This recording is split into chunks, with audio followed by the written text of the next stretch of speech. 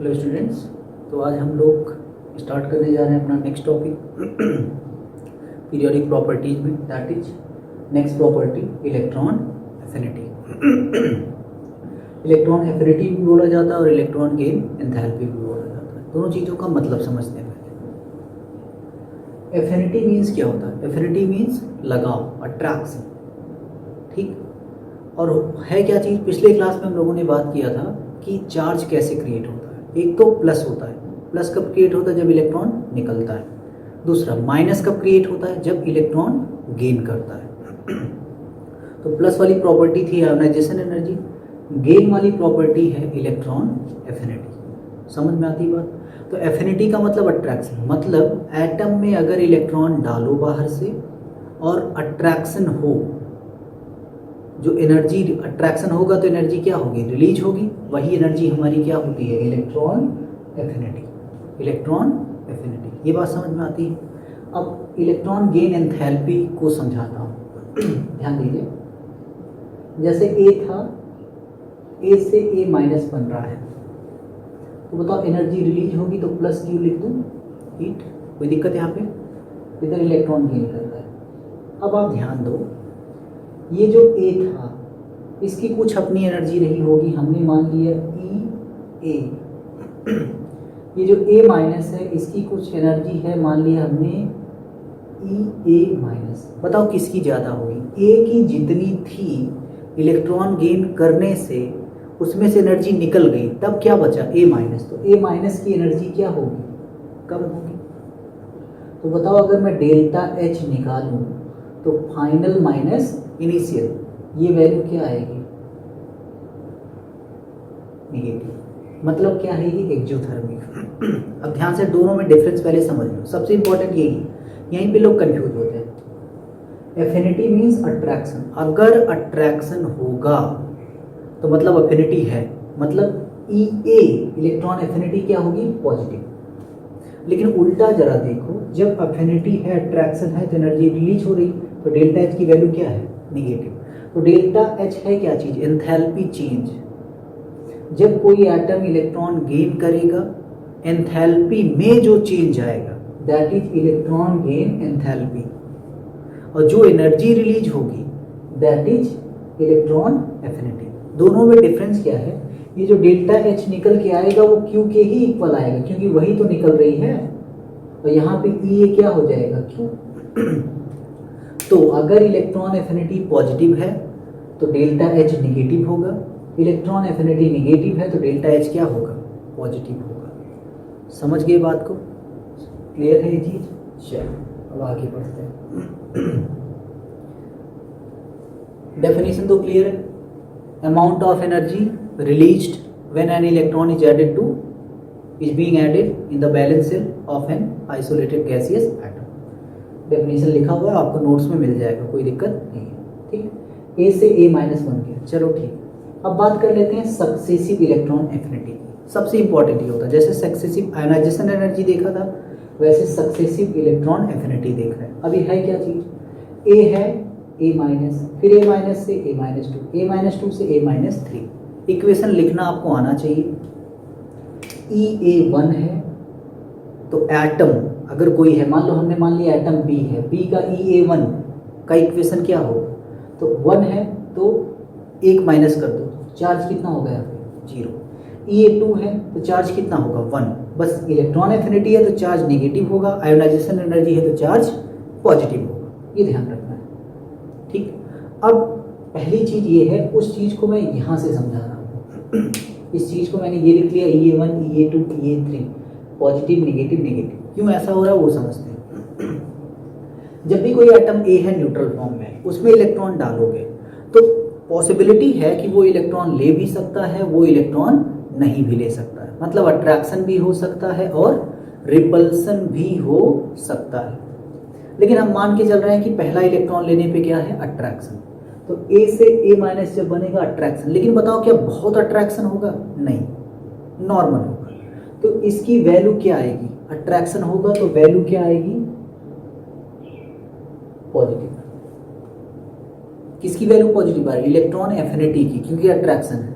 Electron gain enthalpy क्या होगी? Negative हो जाएगी। जैसे A माइनस बना, अब इलेक्ट्रॉन डालोगे तो यूनिवर्स में दो चार्ज, सेम चार्ज के बीच ऑलवेज क्या होता है, रिपल्सन। तो इनके और इनके बीच में क्या होने वाला है, रिपल्सन। तो बताओ इलेक्ट्रॉन डालने के लिए क्या करनी पड़ेगी, एनर्जी देनी पड़ेगी। यहाँ पे वैल्यू इलेक्ट्रॉन एफिनिटी की क्या हो जाएगी, निगेटिव, क्योंकि रिपल्सन हो रहा है। यहाँ पे और ज़्यादा होगा, निगेटिव। बताओ इसको अगर भूल जाओ, इस निगेटिव और इस पॉजिटिव में मॉड के अकॉर्डिंग बड़ा कौन है, यहाँ पे रिपल्सन ज़्यादा होगा, अट्रैक्शन क्या होगा, कम। मतलब इन दोनों का सम ऑलवेज क्या होगा, निगेटिव। इसका मतलब जितनी सक्सेसिव, आगे और निगेटिव होता जाएगा और निगेटिव, इसका मतलब जितनी सक्सेसिव आयोनाइजेशन एनर्जी है उनका सम ऑलवेज क्या होगा, निगेटिव। मैंने लिखा E1 plus E2 negative, E1 plus E2 plus E3 plus E4 plus E5, क्या रिजल्ट आएगा, निगेटिव आएगा। यहाँ पे देखिए ये चीज़ क्लियर हुआ, क्लियर है ये चीज़। चलो नेक्स्ट पॉइंट पे आता है। नेक्स्ट है factors affecting electron affinity. Electron affinity को कौन कौन से फैक्टर अफेक्ट करेंगे, जो उसमें था वही इसमें। Atomic size inversely proportional, electron affinity और आयोनाइजेशन एनर्जी दोनों के लिए। Z effective, electron affinity directly proportional Z effective, वहाँ भी देखा था ionization energy directly proportional Z effective. Next है स्टेबिलिटी ऑफ सबसेट। तो फुल फील्ड और हाफ फील्ड जानते हो आप सबसे स्टेबल होते हैं, वहाँ पे इलेक्ट्रॉन निकालने की बात थी तो इलेक्ट्रॉन निकलेगा नहीं। लेकिन ये ध्यान रहे आपको, फुल फील्ड और हाफ फील्ड कभी इलेक्ट्रॉन गेन करके अदर फील्ड में जाना नहीं चाहेंगे। तो इनकी अट्रैक्शन की जो टेंडेंसी होगी वो बहुत कम होगी, इलेक्ट्रॉन लेने की टेंडेंसी बहुत कम होगी। तो ये एनर्जी इलेक्ट्रॉन एफिनिटी इनकी नियर अबाउट कितनी मान ली जाती है, 0।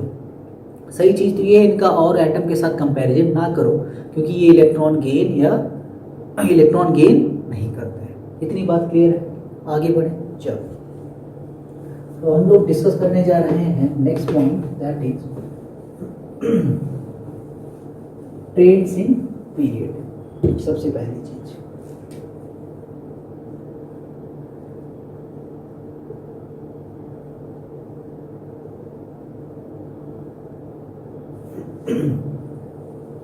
ट्रेंड्स की अगर बात करें, ट्रेड की, तो लेफ्ट टू राइट जाने पे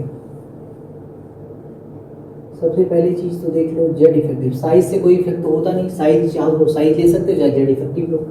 जेड इफेक्टिव क्या करता है, इंक्रीज, और जेड इफेक्टिव इंक्रीज करेगा तो इलेक्ट्रॉन एफिनिटी भी क्या करेगी, इंक्रीज। इसका मतलब अगर मैं सेकेंड पीरियड लूँ, lithium, beryllium, boron, carbon, nitrogen, oxygen, fluorine, neon, ये ऑर्डर होना चाहिए,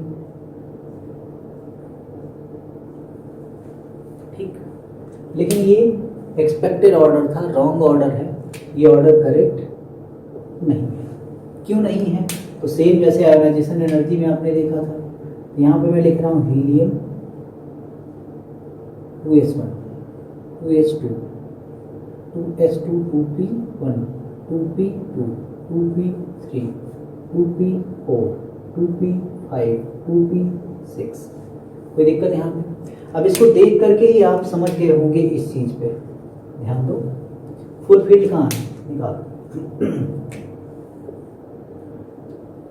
कितना लिख दो, 0। हाफ फील्ड कहीं दिख रहा है, कितना लिख दो, 0। बेरिलियम कहीं दिख रहा है, कितना लिख दो, 0। कोई दिक्कत इनमें? इसका मतलब इनकी आयोनाइजेशन एनर्जी क्या होगी, सबसे कम। तो सबसे कम किसकी होगी, नियॉन, क्योंकि ये इलेक्ट्रॉन गेन करना नहीं चाहेगा। तो सबसे कम किसकी होगी, नियॉन की, फुल फील्ड में भी है। उसके बाद किसकी आ जाएगी, बेरिलियम। देन किसकी आएगी, नाइट्रोजन। उसके बाद जो जनरल ट्रेंड है लिख दो आप, lithium, boron, carbon, oxygen, fluorine. This is the expected electron affinity, this is the actual electron affinity, sorry expected तो ये था, ये actual है। उसका रीजन आयोनाइजेशन एनर्जी में भी आपने देखा था, फुल फील्ड और हाफ फील्ड, तो वही सेम रीजन यहाँ पे आ रहा है। तो ये तो था ट्रेंड्स इन पीरियड, इसी तरीके से नीचे भी होगा सेम। ऑलराइट, चलो नेक्स्ट देखते हैं ट्रेंड्स इन ग्रुप।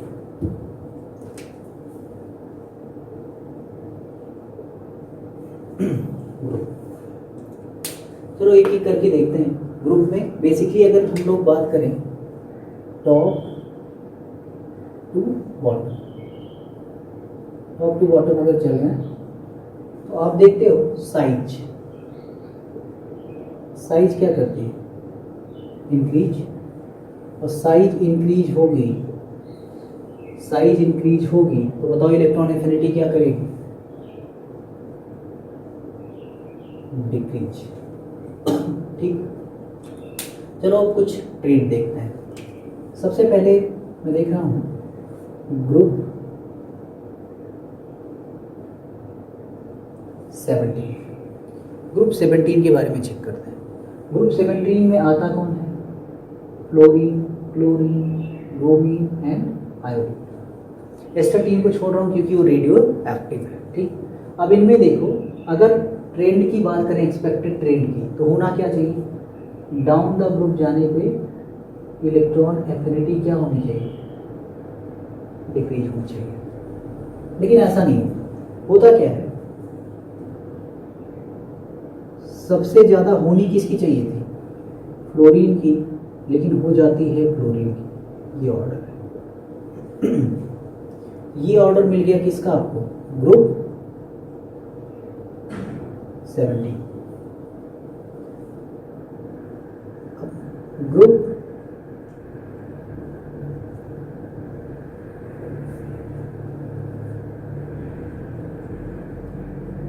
13 देखो, ऑर्डर क्या होना चाहिए,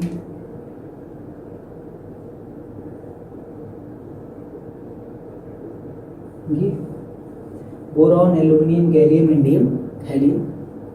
लेकिन फिर से वही हो जाता है, जैसे यहाँ पे 1 और 2 एक्सचेंज हो गया तो यहाँ पे क्या हो जाता है, aluminium, boron, gallium, indium, thallium.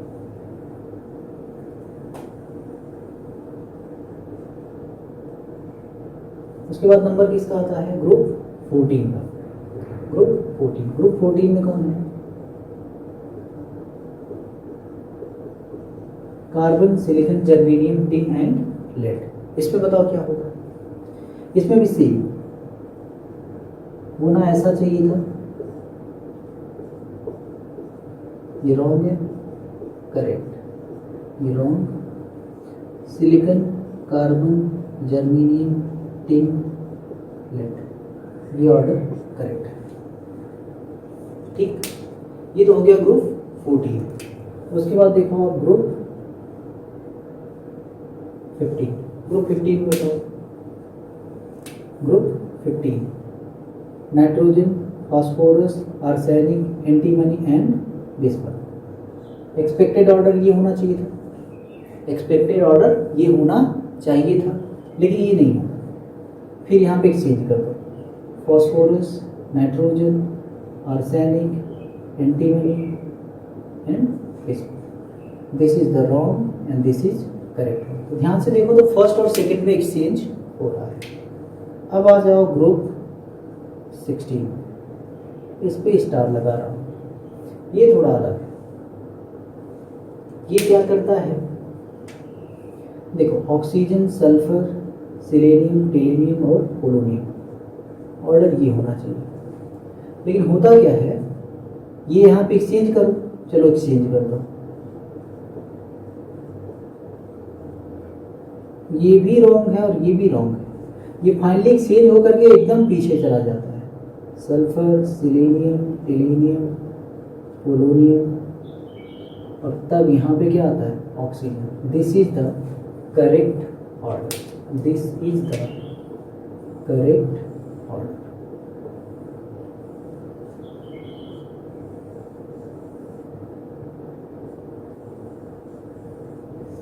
इसका भी एग्जैक्ट ट्रेंड नहीं है, इसमें भी बहुत उथल पुथल होती है, आगे पीछे आते रहते हैं, ये भी एकदम करेक्ट नहीं है। ठीक, इसमें भी गैलियम, इंडियम और थैलियम भी उल्टा सीधा करते हैं। ये वाला ग्रुप 13 वाला भी ट्रेंड कुछ ठीक नहीं है। लेकिन बस इतना ध्यान रखना, ग्रुप 16 अक्सर पूछा जाता है। ग्रुप 16 अच्छे एग्जाम्स में पूछे जाते हैं, बोर्ड और प्रिपरेशन में ये सब चीज़ें नहीं पूछी जाती। ये था ट्रेंड्स इन ग्रुप। कौन कौन से एक्सेप्शन हो सकते हैं, बस ये ध्यान रखो, फर्स्ट ग्रुप में जब भी टॉप टू बॉटम चलेगा, फर्स्ट और सेकंड में एक्सचेंज कर दो। केवल ऑक्सीजन में फर्स्ट और सेकंड में एक्सचेंज तो होगा, ऑक्सीजन एक्सचेंज होकर के सेकंड पोजीशन पे ना करके सीधा कहाँ चला जाता है, नीचे चला जाता है। बस ये ध्यान रखना है आपको। ये था आपका ट्रेंड्स इन ग्रुप। बस इतनी सी बात थी इलेक्ट्रॉन एफिनिटी में। बस एक चीज़ ध्यान रखना, इलेक्ट्रॉन एफिनिटी जहाँ पॉजिटिव वहाँ पे इलेक्ट्रॉन गेन एंथैल्पी क्या होती है, नेगेटिव, क्योंकि दोनों एक दूसरे के क्या है, डिफरेंस हैं, दोनों एक दूसरे के डिफरेंस होते हैं। और इन चीज़ों पे अगर एक बार दो बार आप कोशिश करोगे, ध्यान दोगे, तो ये चीज़ें याद हो जाएंगी, कोई बहुत मुश्किल चीज़ें नहीं है। समझ गए बात को, क्लियर है? ये था आपका इलेक्ट्रॉन एफिनिटी एंड अब उसके बाद हम लोग लास्ट टॉपिक पढ़ेंगे, that is electron gain enthalpy. ठीक है, थैंक यू।